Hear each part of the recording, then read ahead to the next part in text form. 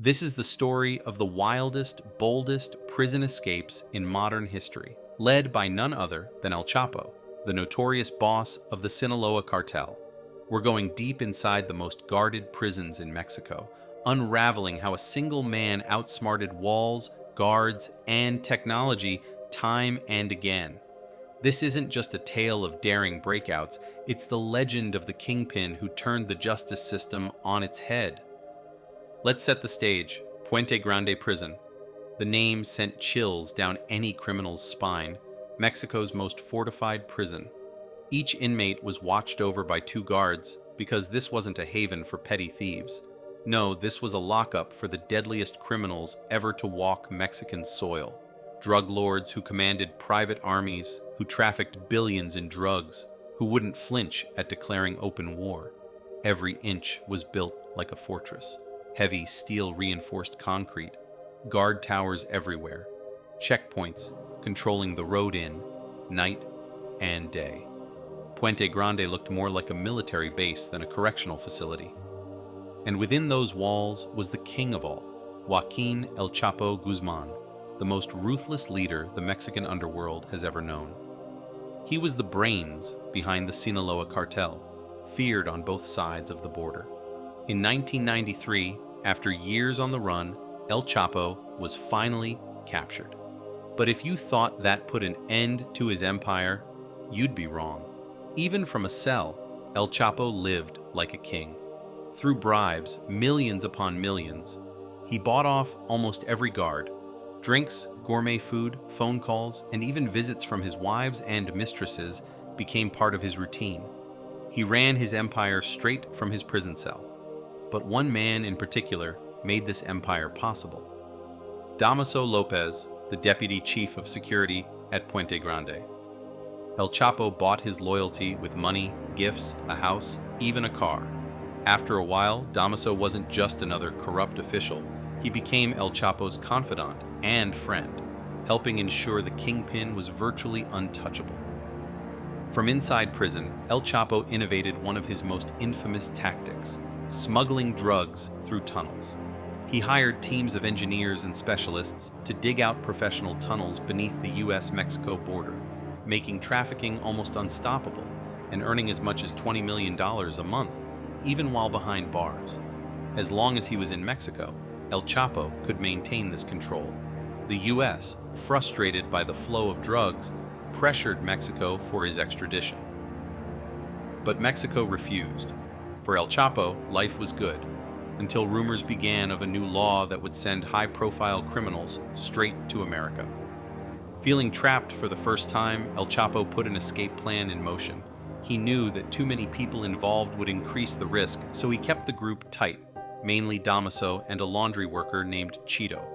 Chito, who pushed laundry carts in and out unnoticed, was vital. On January 19th, 2001, the plan launched. Chito snuck El Chapo into a laundry cart, covered him in dirty clothes, and rolled him toward the exit. At one tense moment, the cart rolled backward unexpectedly, nearly exposing the whole plot, but Chito caught it just in time. El Chapo was then whisked in a waiting car, manned by a bribed guard, right out the prison gates. Thanks to his connections with the local police, word of the escape spread slowly, giving him a massive head start. He was already gone by the time federal agents began their manhunt. Once free, El Chapo was shuffled through safe houses and changed vehicles multiple times, including a protected convoy through Mexico City, escorted by corrupt police, camouflaging him from any real threat. From that day, the legend of El Chapo soared. He ruled for 14 more years, growing the Sinaloa cartel into the largest and most dangerous in the world, sparking brutal violence, especially in the border cities. Fast forward to 2014. US and Mexican intelligence, after years of failed pursuit, switched strategies. Instead of chasing El Chapo directly, they targeted his circle. Through his technical assistant, they hacked the cartel's encrypted communications. That led them to a Sinaloa safe house, where on February 17, 2014, Special Forces and DEA agents stormed in. But El Chapo had already escaped, down a tunnel hidden beneath a bathtub, accessible only by a secret latch activated with a cleverly hidden pin. Moving to the beachside city of Mazatlan, El Chapo felt safe. He had no clue his communications were compromised. 5 days later, authorities tracked him to the Miramar Hotel and arrested him without resistance. Now he was sent to the most secure prison in Mexico, Altiplano. Its layers of fencing, towers, and even rumored anti-aircraft weapons guarded the worst of the worst. No one had ever successfully escaped. Guards couldn't be bribed, communications were jammed, and even his few permitted visitors were tightly screened. Any other inmate would have surrendered to fate. Not El Chapo. He used the only communication channels left, his lawyer and wife, Emma Coronel, to relay orders to Damaso and his children, all now influential cartel members. The plan? Another tunnel, but this one would begin outside the prison, in a property the cartel purchased over a kilometer away.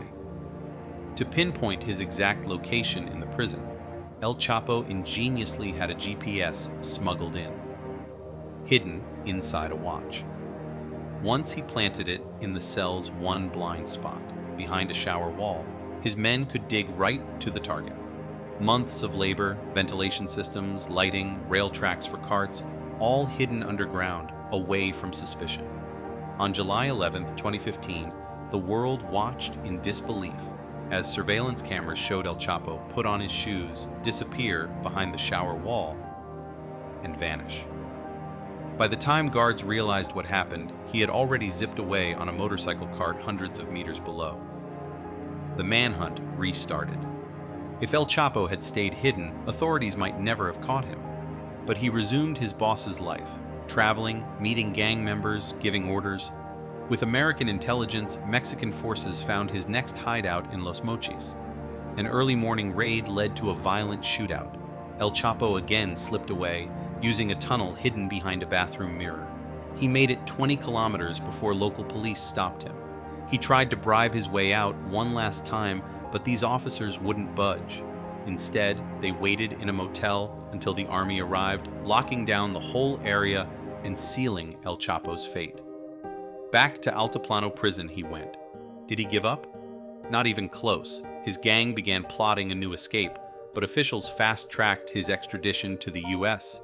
Even the judge in his case was assassinated, but the process continued.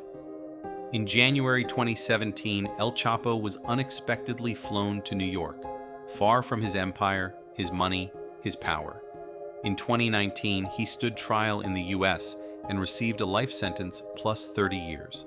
Today, he sits in the infamous ADX Florence supermax prison in Colorado, 23 hours a day in solitary, with only an hour in a secure yard.